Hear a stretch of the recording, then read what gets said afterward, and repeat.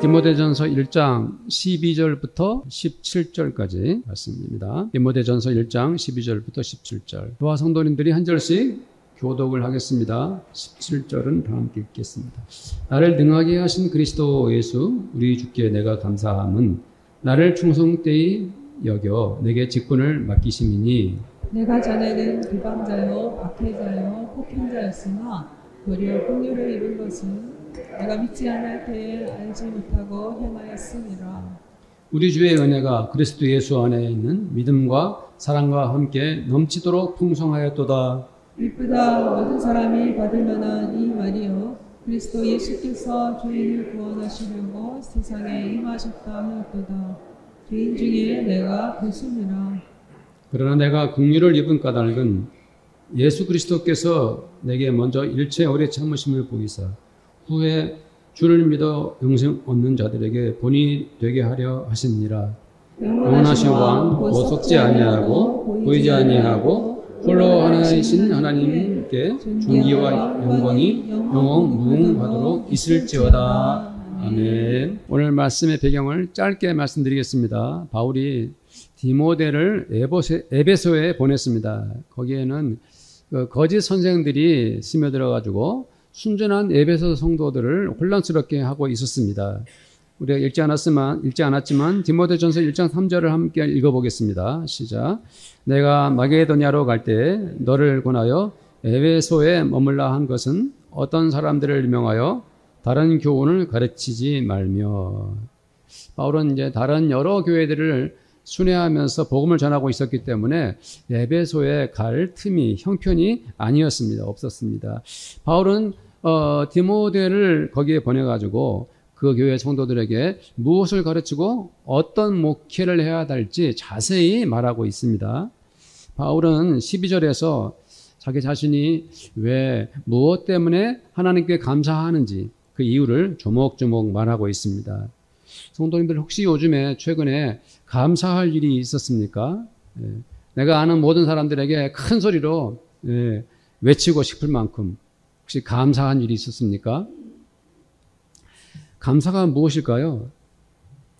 감사는 사실 매우 현실적인 것입니다. 내가 지금 감사한다는 것은 내가 어떤 사건을 겪은 것이죠. 감사는 나에게 너무 좋은 일이 생겨서 저절로 즐거운 것입니다. 그 일은 내게 너무 감사한 일이라서 감사할 수밖에 없는 것이죠. 그렇지만 이 감사가 단 한 번에 그치고 마는 것이 아니라 평생을 가는 것도 있습니다. 내가 죽는 날까지 잊지 못하고 감사하고 또 감사해야 할 일이 사람들에게는 반드시 한두 가지는 있기 마련이죠. 성도님들도 그럴 것입니다. 평생토록 잊을 수 없는 감사한 일이 있지요. 예를 들면 내가 한때 경제적으로 너무 어려워 힘들어서 어쩔 줄 모를 때 적지 않은 돈을 빌려주면서 나중에 천천히 벌거든 갚아 하면서 나에게 돈을 빌려준 분이 있었다면 그 고마운 마음을 결코 잊지 못할 것입니다. 혹은 내가 갈 길을 모르고 방황하고 어찌할지 모를 때 나를 올바른 길로 인도해 주신 한 선생님이 계셨다면 나는 그 선생님을 평생 잊지 못하고 감사한 마음을 꼭 안고 살아갈 것입니다. 혹시나 나에게 장기를 이식해 준 분이 있다면 그분은 나의 생명의 은인이겠죠. 감사란 바로 그런 것입니다. 그것은 도무지 어떤 식으로도 갚을 수 없는 것이죠. 아무리 내가 최선을 다해도 은혜를 보답하려고 해도 결코 다른 방법이 없이 그냥 감사할 뿐인 것이죠. 그것이 바로 우리가 고맙습니다라고 말하는 것입니다. 바울은 그리스도 예수 우리 주님께 감사하고 있습니다. 그는 주님께 감사하는 마음을 어떻게 글로 써볼까? 얼마나 고민을 많이 했을까요? 바울은 제자 디모데에게 사랑을 담아 내가 왜 무엇 때문에 예수님께 감사하는지 편지하고 있습니다. 바울은 디모데에게 자기의 온몸에서 묻어나는 주님의 은혜를 고스란히 전달하고 싶었습니다. 사랑하는 아들 디모데야, 나는 정말 주님께 얼마나 감사한지 모르겠다. 너는 그것을 알고 있느냐? 네. 바로 그 편지를 바울이 디모데에게 쓰고 있어요. 바울은 주님의 사랑과 은혜를 긍휼이라는 말로써 써내려갔습니다. 긍휼. 제가 이 긍휼이라는 말이 궁금해서 헬라어 원본에 찾아봤더니 뭐라고 써 있냐면은 엘레스텐이라고 써 있어요. 그 원어를 분석해 봤더니 이렇게 분석해지더라고요. 그것은 뭐냐면은 하나님의 자비와 은혜를 쓸 때 쓰는 표현이에요. 엘레스텐. 바울은 디모데에게 하나님의 사랑과 은혜를 긍휼로서 표현한 것입니다. 이 편지를 읽은 디모데도 이 긍휼은 바울의 것도 아니요, 세상 사람들이 말하는 그렇게 귀하다고 하는 긍휼도 아니고, 바울 선생님은 바로 하나님의 은혜와 자비를 말하는구나 라고 알아차렸던 것이죠. 그렇습니다. 바울은 우리 주님의 사랑과 은혜가 아니고서는 지금 내가 너에게 이 편지조차 쓸 수 없다 라고 디모데에게 말하고 있는 것입니다. 자기가 살아온 인생을 돌아보니 세월이 갈수록 그 은혜는 더욱 선명해졌습니다. 내가 너 디모데를 나의 제자로 삼았지만 내가 너에게 가르칠 수 있는 것은 단지 이것 하나뿐이다. 그것은 바로 주님의 긍휼하심이다. 주님의 사랑과 은혜가 아니고서는 나는 지금 존재할 수가 없다. 너 디모데 또한 마찬가지다.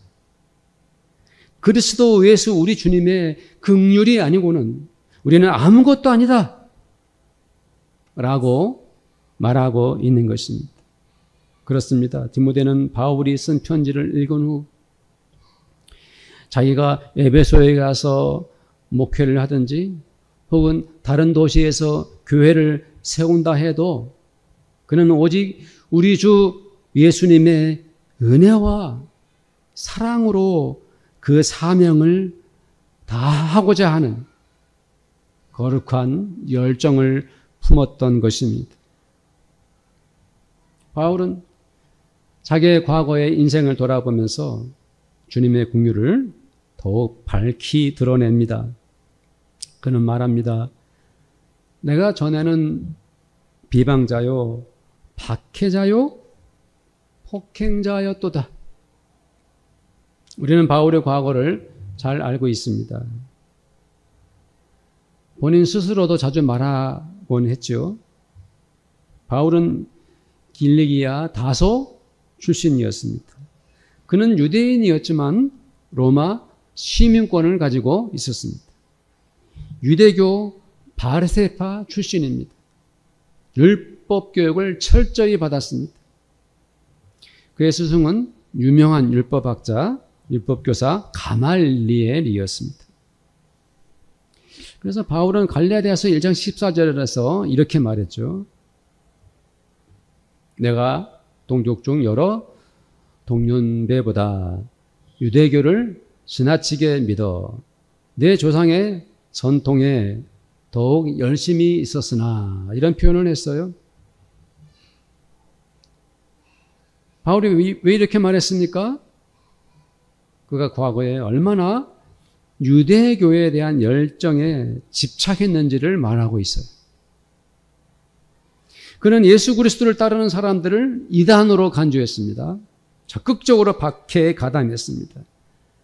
바울은 스데반이 순교하는 현장에 있었습니다. 그리고 그의 죽음을 기뻐했습니다.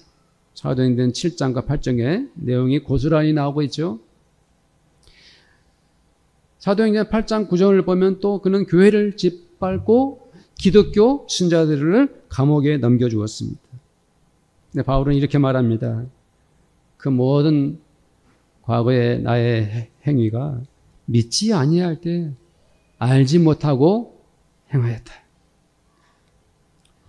사실 바울은 예수님과 동시대 사람입니다. 아마도 추측컨대 바울은 예수님을 생전에 만나보지 못했던 것 같습니다. 그러나 그는 예수에 대한 소문을 잘 알고 있었습니다. 예수가 갈릴리와 예루살렘에서 그 밖에 여러 도시들을 돌아다니면서 행한 일들과 그가 했던 말들 간접적으로 다 파악하고 있었던 것입니다. 다른 율법주의자들, 사두개인들, 바리새인들처럼 바울은 철저히 예수를 반대하는 편에 서 있었습니다. 그러나 바울은 자기가 예수님을 대적하고 교회를 박해했던 것은 내가 예수님을 믿지 않았기 때문에 였다라고 말하고 있습니다. 그렇습니다. 우리는 바울을 보면서 한 사람이 예수를 믿느냐 믿지 않느냐에 따라서 이렇게 그 사람의 운명이 갈라지게 되는 것을 볼 수가 있죠. 바울은 예수를 믿기 전과 믿은 후의 인생이 전혀 달라지게 되었습니다. 그러나 예수님은 바울이 저지른 과거의 죄를 다 용서해 주셨습니다. 주님은 그를 긍휼히 여기셨습니다. 주께서 그를 불쌍히 여기신 이유가 무엇입니까? 바울의 인격을 보니, 그의 인생을 보니 그가 장차 어떤 사람으로 살아갈 건가 다 내다보신 것이죠. 하나님께서 한 사람 바울을 새 사람으로, 새로운 사람으로 다시 빚어내고자 하신 것입니다. 이것이 바로 주님의 긍휼입니다.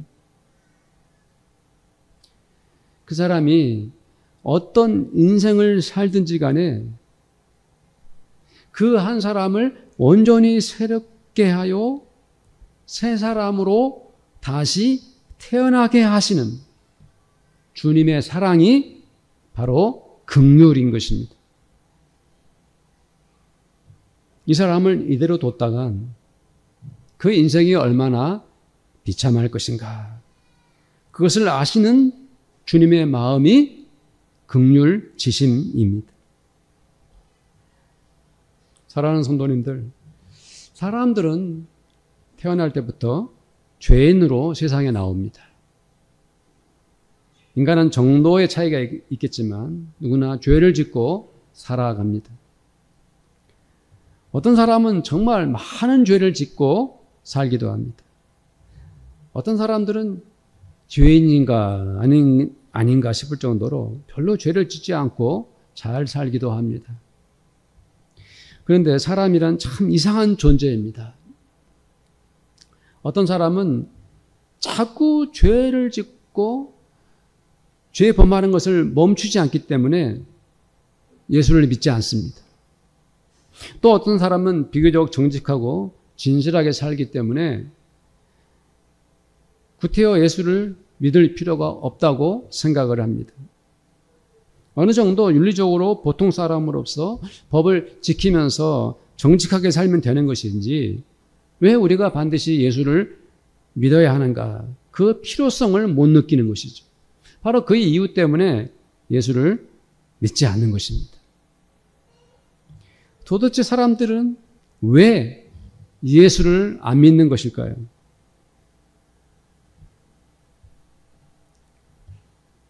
왜 사람들은 예수를 안 믿는 것일까요? 그것은 바로 그들은 예수가 누구인지 모르기 때문입니다. 사람들은 예수가 어떤 분인지 알아보지를 못하는 것입니다. 이 세상 그 어떤 사람이라 할지라도 예수가 과연 어떤 사람인지 알기만 한다면 그 예수를 안 믿을 수 없는 것입니다. 사람들은 예수를 잘 알죠. 역사적 인물로. 그 이름을 모르는 사람이 없습니다. 다 알고 있습니다.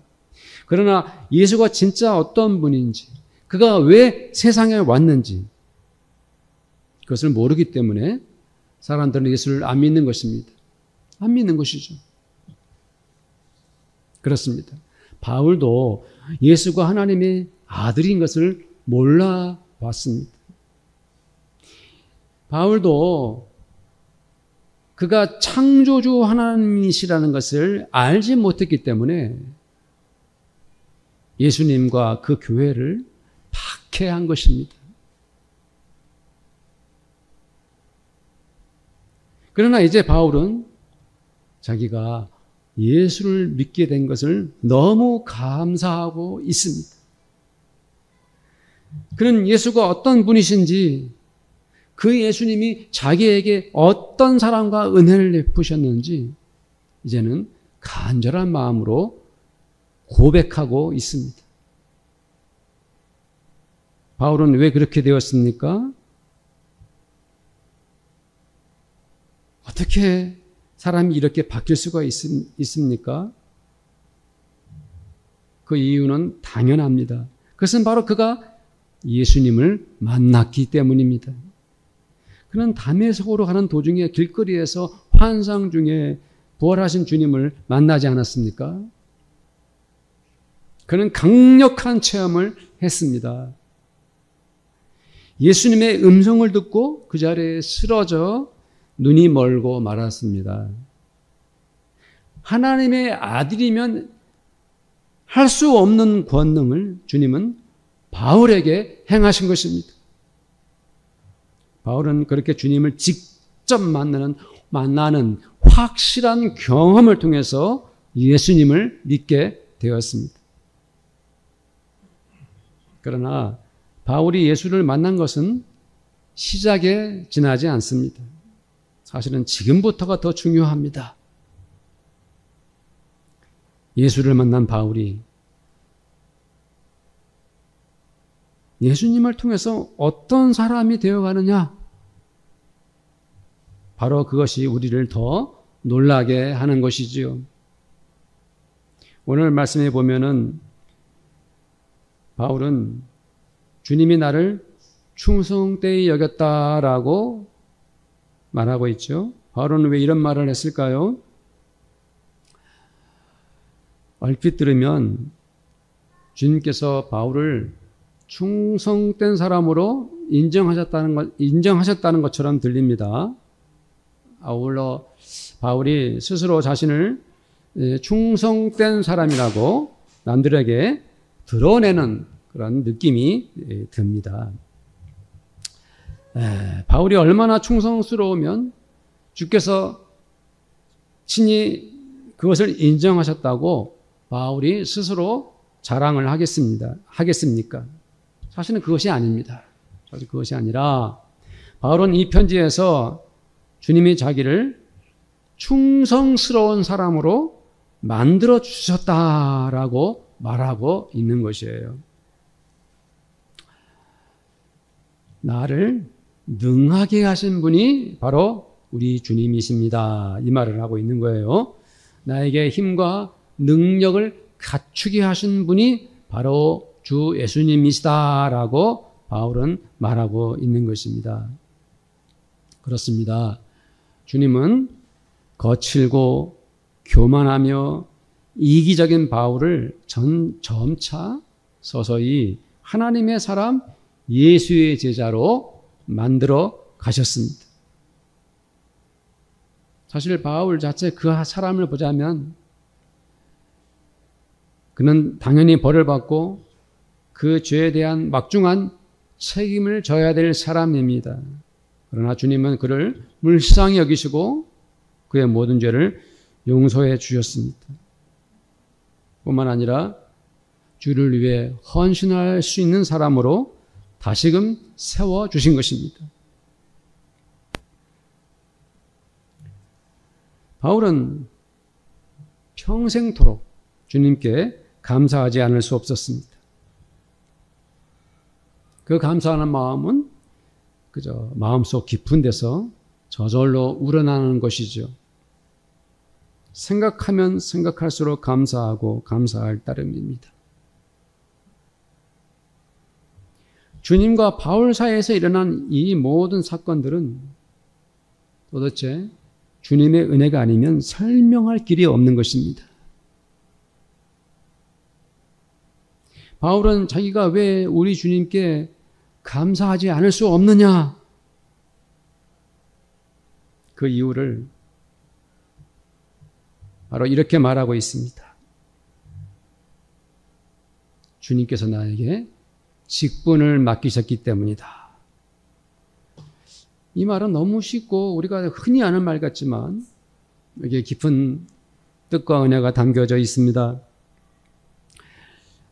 제가 또 궁금해가지고 헬라어를 찾아봤더니 맡기셨다 하는 이 맡기심이라는 헬라어는 테메노스. 이것은 누군가를 두다, 세우다, 지정하다, 임명하다 이런 의미입니다. 이 단어는 예수님께서 바울을 주님의 일꾼으로 세우신 것을 뜻하는 거예요.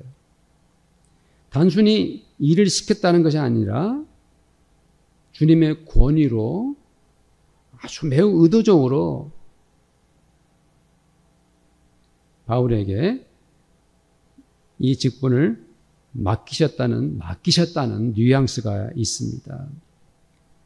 즉 주님은 바울에게 하나님 나라와 교회를 위하여 이렇게 충성하라 하고 사명을 주신 것입니다. 그리고 직분에 대한 헬라어는 디아코니아입니다. 디아코니아. 이 원뜻의 기본 의미는 시중들다, 섬기다, 봉사하다 이런 의미가 있어요. 바울은 주님이 자기에게 직분을 맡기셨는데 그 말의 의미는 뭐냐면은 나는 시중드는 일꾼이다. 나는 받들고 섬기는 자이다. 나는 헌신적으로 일하는 종이다. 이렇게 바울이 이해를 한 거죠. 바울은 디모데에게 보내는 편지에서 사도는 누군가? 목사는 어떤 사람인가? 그것을 주님께서 자주 말씀하셨던 청지기 개념을 앞세워 말하고 있습니다. 성경에서 말하는 청지기에 관해서 간단히 설명하겠습니다. 고린도전서 4장 1절 2절 말씀에 이런 말씀이 있죠. 함께 읽겠습니다. 사람이 마땅히 우리를 그리스도의 일꾼이요 하나님의 비밀을 맡은 청지기로 여길지어다. 그리고 맡은 자들에게 구할 것은 충성이니라. 바울은 고린도 교회 성도들에게도 같은 말을 했습니다. 우리는 주님의 일꾼이고 청지기다. 주님께서 이 모든 것들을 우리에게 맡기셨다. 우리는 주님의 청지기로서 교회를 위해 충성해야 한다. 이 말씀을 하고 있는 거죠. 누가복음 12장 42절부터 보면 이런 말씀이 있어요. 주께서 이르시되 충성되고 지혜 있는 청지기가 되어 주인에게 그 집 종들을 맡아 때를 따라 양식을 나눠줄 자가 누구냐. 이런 말씀이 있어요. 청지기가 누구냐? 충성되고 지혜로운 사람입니다.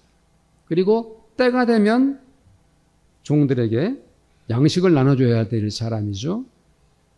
청지기는 교회의 머리시고 주님이신 주님의 명령에 따라 그 양들에게 때를 따라 복음의 밥을 먹이고 건강하고 기쁨으로 성도들이 성장하도록 적극적으로 일해야 하는 것입니다. 이것이 청지기입니다. 베드로전서 4장 10절에는 각각 은사를 받은 대로 하나님의 여러 가지 은혜를 맡은 선한 청지기 같이 서로 봉사하라. 이 말씀이 있죠. 청지기는 주님의 뜻에 따라 선하고 사랑스러운 종이 되어야 합니다. 교회 성도들은 바로 서로 더불어서 봉사해야 하는 것입니다. 이런 말씀을 통해서 바울은 자신이 누구인지 정확히 깨닫고 사는 사람입니다. 내가 누구냐?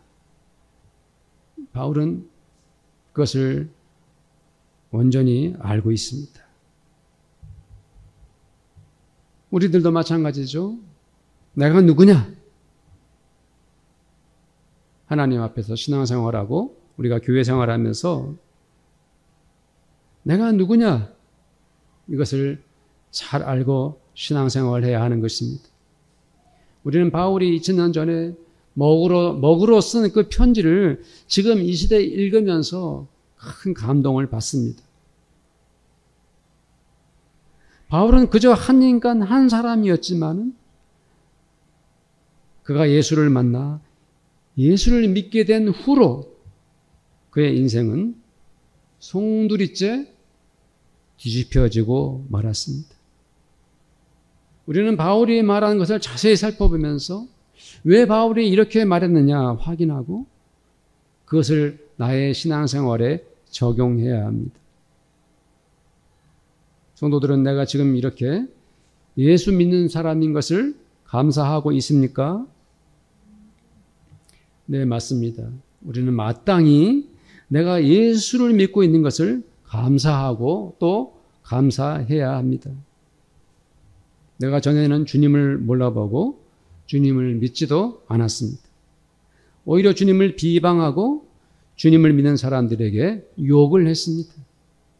주님의 교회를 비난했습니다. 그토록 치명적인 죄를 저질렀던 나를 주님이 긍휼히 여기시고 나의 죄를 용서해 주셨습니다. 뿐만 아니라 나에게 은혜를 베푸셔서 나에게 은혜를 주셔서 나를 하나님의 아들, 딸 삼아 주셨습니다. 그리고 마침내 이렇게 예수님의 제자로서 살아갈 수 있도록 축복하셨습니다. 저와 우리 성도님들은 하나님의 아들, 딸들이고 예수님의 제자들입니다. 못나고 어리석기 짝이 없는 나를 이렇게 주님께 충성할 수 있는 사람으로 하루하루 다듬어 주셨습니다. 주님은 내가 넘어지면 일으켜 세워 주셨습니다. 그렇죠? 주님께서는 제가 뒤로 물러설 것 같으면 다시 제 손을 잡고 앞으로 나아가도록 새 힘을 주셨습니다. 주님은 나 같은 죄인을 살리셨을 뿐 아니라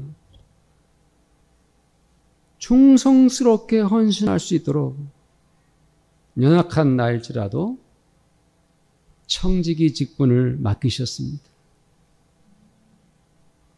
너는 이런 일을 하거라. 너는 이런 사람이 되거라라고 주님을 위해 헌신할 수 있는 자로 삼아 주셨습니다. 성도들을 섬길 수 있는 자로 주님이 나를 빚어 주셨습니다. 누군가를 사랑할 수 있는 사람으로 살도록 나를 가꾸어 주셨습니다. 나를 하나님 나라를 위해서 일할 수 있도록 청지기 사명자로 삼아 주셨습니다. 바울은 이렇게 말하지 않을 수 없었습니다. 바울은 이렇게 말하지 않을 수가 없어서 이 말을 한 것입니다. 우리 주의 은혜가 그리스도 예수 안에 있는 믿음과 사랑과 함께 넘치도록 풍성하였도다. 은혜가 얼마나 크고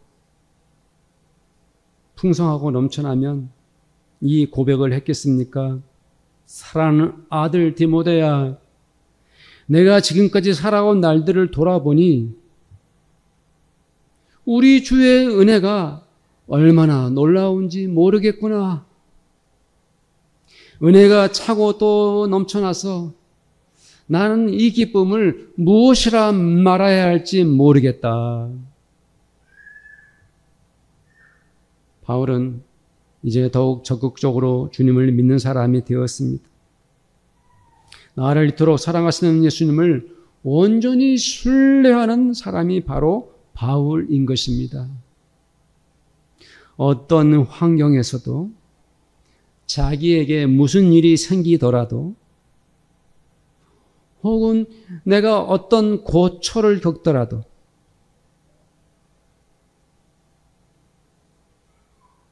조건에 얽매이지 않고 바울은 늘 주님만을 믿고 의지했습니다. 예수를 믿는 마음이 내 속에서부터 파도처럼 밀려오면 바울은 그것을 견딜 수가 없어서 이것이 은혜로구나 탄식하며 기뻐했던 것입니다. 이 바울의 신앙 체험이 저와 우리 성도들의 것이 되기를 저는 축원을 드립니다. 바울은 고린도전서 15장 9절 10절에서 이렇게 말했습니다. 우리 함께 읽어보겠습니다. 시작. 나는 소도 중에 가장 작은 자라. 나는 하나님의 교회를 박해하였으므로 사도라 칭함받기를 감당하지 못할 자니라. 그러나 내가 나 된 것은 하나님의 은혜로 된 것이니 내게 주신 그의 은혜가 헛되지 아니하여 내가 모든 사도보다 더 많이 수고하였으나 내가 한 것이 아니요 오직 나와 함께 하신 하나님의 은혜로다. 아멘. 이 하나님의 은혜를 바울처럼 간절히 간증할 수 있는 성도님들이 다 되시기를 축복합니다. 우리 함께 기도합시다. 간절한 마음으로 각자가 오늘 말씀을 생각하면서 기도하기를 원합니다. 바울이 겪은 주님의 긍휼과 그 은혜, 주님의 사랑, 내가 주를 믿는 그 신앙, 내가 주님의 제대로 살아가게 된 것, 청지기 사명, 이 모든 주님의 은혜를 감사하면서 주님의 긍휼하심을 생각하면서 우리 함께 기도하도록 하겠습니다. 하나님 아버지 감사합니다. 오늘 저와 우리 성도님들이 하나님 말씀 앞에 두 손 모아 기도하기를 원합니다. 주님 하나님의 은혜를 잊지 않고 주님의 긍휼하심을 망각하지 않고 우리가 살아가게 하시니 감사합니다. 주님께서 나를 사랑하시고 나의 죄를 용서하시고 나를 불쌍히 여기시고 나를 긍휼히 여겨주셔서 이렇게 지금 예수를 믿고 하나님의 아들이 되고 딸이 되어 살게 하시니 감사합니다. 하나님께서 주신 은혜가 얼마나 큰지요. 아버지 하나님 갚을 길도 없고 형용할 표현할 방법도 없습니다. 그저 감사하고 또 감사할 뿐입니다. 주님의 긍휼하심으로 인하여 하나님께서 나를 이렇게 새 사람으로 하나님의 사람으로 주님의 자녀로 예수 그리스도의 거룩한 제자로 삼아주시니 감사합니다. 나에게 아버지 하나님이여 하나님 나라를 위하여 헌신할 수 있도록 청지기 사명을 주셔서 감사합니다. 주님 하나님의 그 영광을 주의 은혜를 그 긍휼하심을 기뻐하고 감사하며 우리가 신앙생활하길 원합니다. 주님과 나 사이에서 아버지 주님의 이름을 높이며 주님의 거룩하신 이름 앞에 무릎을 꿇고 주님의 아버지 하나님의 은혜를 찬양하며 주님의 그 긍휼하심을 기뻐하며 살아가는 저희들이 되기를 원합니다. 사랑하는 모든 성도들에게 이러한 믿음, 이 뜨거운 간증 충만케 하여 주옵소서. 감사하며 예수님의 이름으로 기도드립니다. 아멘. 지금은 우리 주님 예수 그리스도의 은혜와 하나님 아버지의 사랑하심과 성령님의 교제하심이 오늘 이렇게 예배를 드리며 하나님께 감사하는 모든 성도들의 머리 위에와 그들의 일터와 또 그들의 가정과 우리 교회 위에 지금부터 영원토록 함께 있을지어다. 아멘.